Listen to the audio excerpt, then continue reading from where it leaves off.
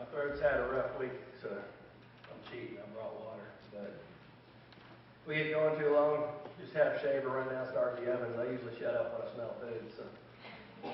But one of the things, I was talking to Gene the other day, and I knew it was going to be short notice to find somebody, so I told him I'd do this. One thing that's really been kind of on my heart lately, and I've been watching the news and watching what's going on in the world, and it seems like there's so many of these disagreements and things, the opportunities we ought to be using to bring people into church, and instead it's dividing us and separating people away from us. And I really got to watching the news and watching some of these things and watching the way business is conducted, and I realized that one of the things to me that's really gotten in the way is we've lost the ability to communicate with one another. We've lost the ability to disagree, to discuss things, and to try to share a point of view. Seth and I have a lot of lively discussions. Neither one of us are hard-headed at all, and neither one of us are opinionated. So we have some interest in discussions. But we were talking about a lot of the stuff going on Facebook and the different things, and that was the whole thing we brought up and discussed. And, I was trying to get across to him was, Seth, just because I tell you I don't agree with that, doesn't mean I hate you. It doesn't mean I have something against you. It just means I disagree with you. I said, and if I'm very much of a friend, if I care about you at all, I would hope I would be willing to tell you that I disagree with you on something. Because if it's important to me and I care about you, I should be able to communicate that. One of the first things that popped up after I talked to Gene when I went to start looking for things was this list, and I thought it was very pertinent to what I had been, what had been bouncing around in my head. And the top 10 ways to love, and that's why I didn't open up with the scriptures, because as you can see, this whole thing is full of scripture. Listening without interrupting, speaking without accusing, give without sparring, pray without ceasing, answer without arguing, share without pretending, enjoy without complaining, trust without wavering, forgive without punishing, and promise without forgetting. And by the way, for those of you who don't know, me as well, I'm a safety guy. Safety guys need PowerPoint. This is what we do. So, a little different this week.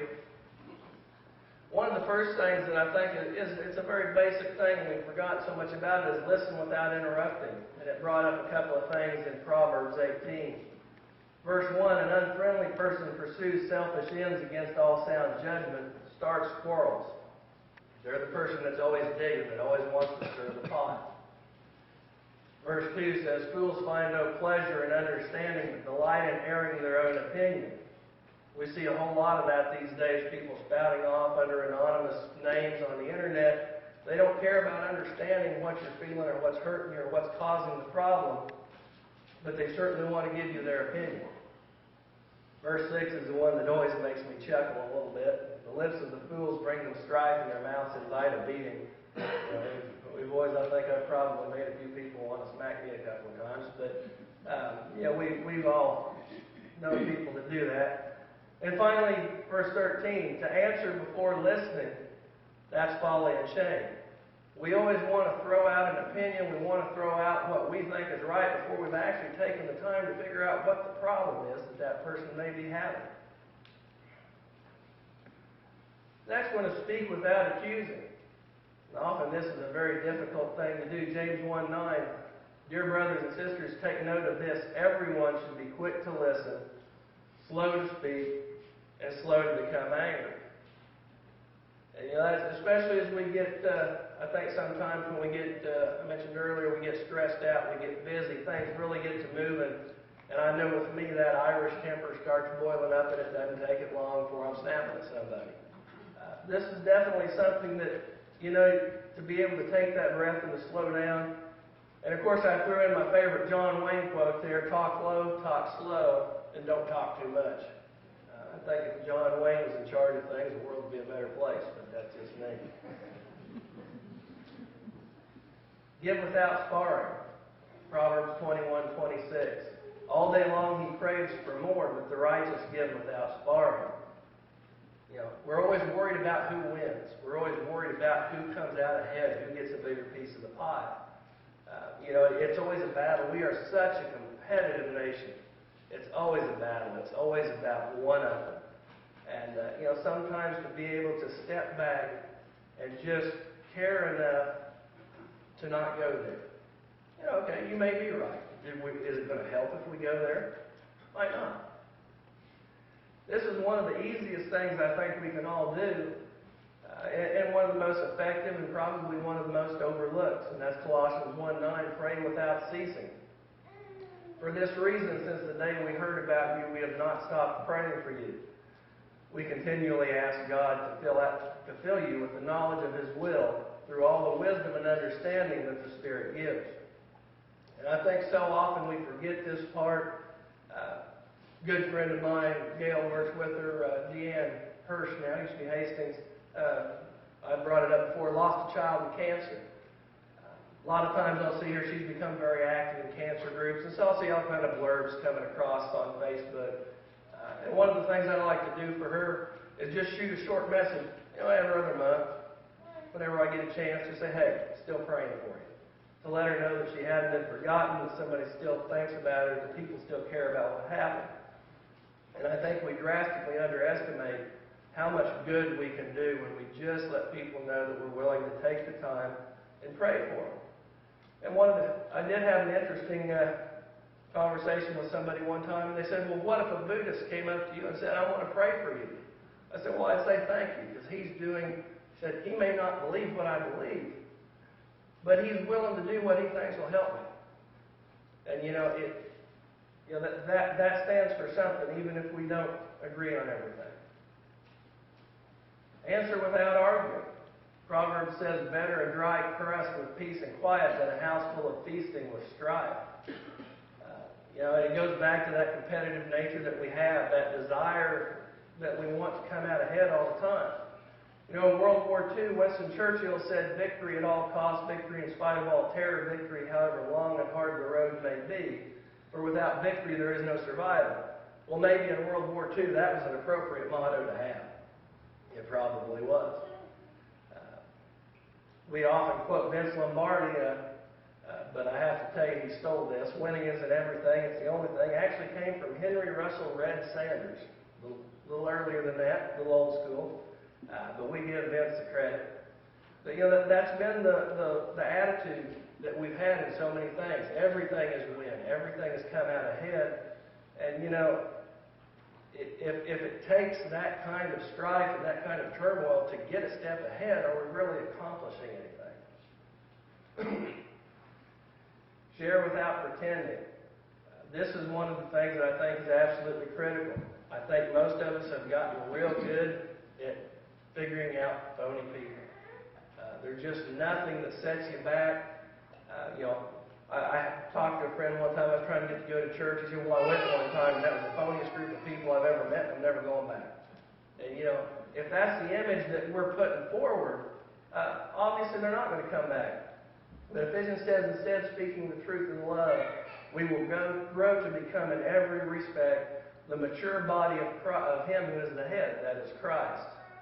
So, that when we speak that truth in love, when we act in a genuine manner, people know we're genuine. People know we're not pretending. We're not putting on a front, and we're going to have a better effect. Enjoy without complaining. Philippians 2:14 says, do everything without grumbling or arguing. Or as your mama said, if you can't say something nice, don't say anything at all. We all know that person who they're not happy unless they're miserable. And unfortunately, I run into a lot of them in the coffee shops at the co-ops when I'm going around. You get one farmer that comes in and says, man, we just had a half inch of rain. That's great. The next one comes in and says, we're still 4 inches short for this year. You can't make them happy. If people come into the church and they talk to you as a Christian, and you're that miserable in what you believe in, why in the world would they want to be a part of that? Trust without wavering, Corinthians 13:7. Love never gives up. It never loses faith. It's always hopeful, and it endures through every circumstance. They have to know that no matter what happens in their life, no matter what's going on, that you're there, that God's there, that it's consistent, and that they can trust in that. Forgive without punishing. This can be a tough one. Colossians 3:13, bear with each other and forgive one another if any of you has a grievance against someone. Forgive as the Lord forgave you. There's a real nice song out there, and Seth would be able to spout off who sings it right off the top of his head. I know he would. Some of the other kids probably can't. Called Forgiveness. That was actually written by a lady, is my understanding, whose child was killed by a drunk driver. And even though the drunk driver was convicted and found guilty, she chose to forgive him.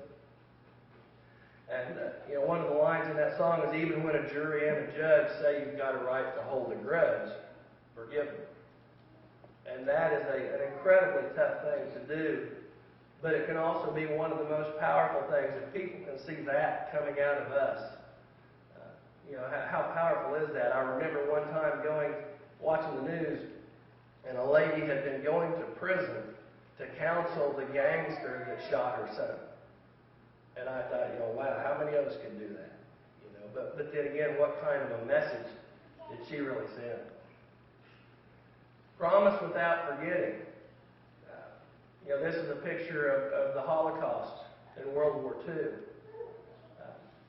Seems like when you look at issues like the Holocaust, like the Bataan Death March that recently had an anniversary, I believe, you talk to survivors of the prison camps in Vietnam. One of the things that made the difference between the people who died on the spot and the people who walked out of there was who had hope, who had enough faith and enough strength to believe that the next day was going to come and something better was going to happen. And that's a tough thing to do, and I can't even believe or imagine those circumstances. But when you're talking about somebody who's, a single parent that's struggling, somebody who's dealing with cancer, somebody who's fighting these issues or these demons, addictions of different kinds, hope can make all the world.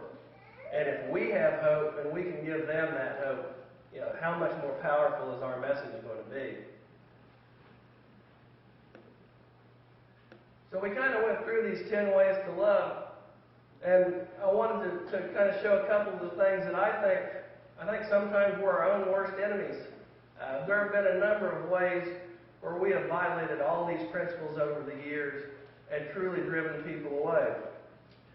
I remember a little bit, I'm a little younger, but I remember a little bit, 60s and 70s, you used to see some of this. I actually had somebody, they threw a bunch of literature in our van when we was traveling to college one time, trying to tell us how they didn't burn crosses, they lit them to show the light of God. Well, if they're acting with that much hate and malice and doing it in the name of God, how many people have they driven away from the church in doing that? A lot of people have thought over the years, well, the Mennonites and the Amish, man, that's a really tight group. They're a strong, faithful group. And then what makes the news? Well, somebody starts going out in left field and beating people up and cutting beards because, well, they didn't think they were acting right. How many people did they drive away? I'm not even going to give these guys the credit of a name, but when you call somebody up with signs promoting hate and tell them you're doing it in the name of God, why in the world would anybody ever want to be a part of a church or a God that hates so much? And this, I think it's gotten in the way because this is not the message that we're trying to bring. To me, this is the message. When the powerful that have everything will go anywhere to protect anybody that has nothing. That's the message that I think we ought to be looking at. When we'll go to people whose world has been turned upside down by Mother Nature, by earthquakes, storms, hurricanes, whatever the case may be, and we'll send millions upon millions of dollars and people and supplies and bring hope to the circumstance they have. To me, that's the message. Above all, this is the message. We just got done with Easter. And this is the message that to me, we need to be getting across to